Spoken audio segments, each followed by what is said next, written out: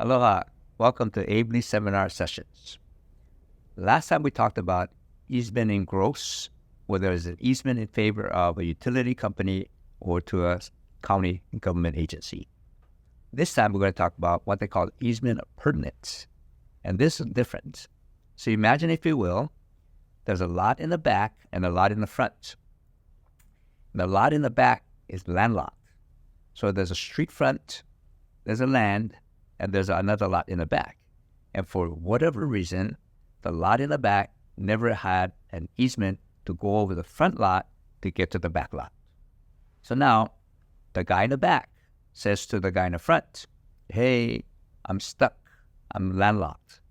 Would you be willing to give me an easement so I can drive on your property at, let's say, a 10-foot, 12-foot driveway, and can I get an easement to the back? So the front lot owner could say, yes, if he's a nice person. Or he could say no. Or third, he could say, yeah, I might give it to you, but how much? So the lot in the back is at the mercy of the front lot. The front guy is going to give an easement to the back. And when you do that, usually it's an easement for the life of the land. So if the easement is granted to the back lot, and the back lot owner decides to sell the house, the easement will go with that land. And the front guy usually has already given up that right and cannot say no. So the easement will be what they call appurtenant, which is permanent. So the question is, will the front guy be obligated, or does he have to give the easement? And the answer is no.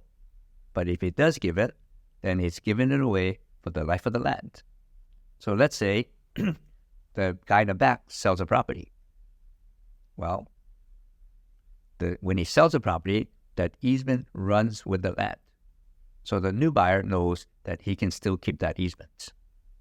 Let's say the front guy wants to sell his property. And the guy that's buying the front lot goes, why is this driveway in the back going to the back lot? And the front guy says, oh, I gave the easement a long time ago, or I sold the easement rights to that guy. The front guy that wants to buy the property might say, I really don't want a stranger coming on my property to get to his lot. I don't think I want to buy this lot.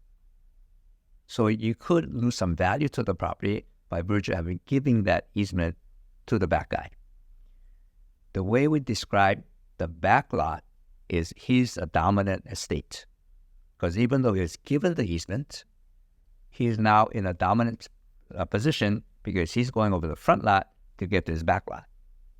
The front lot granted the easement, but now he's in a servant estate because he's now the servant to the back lot.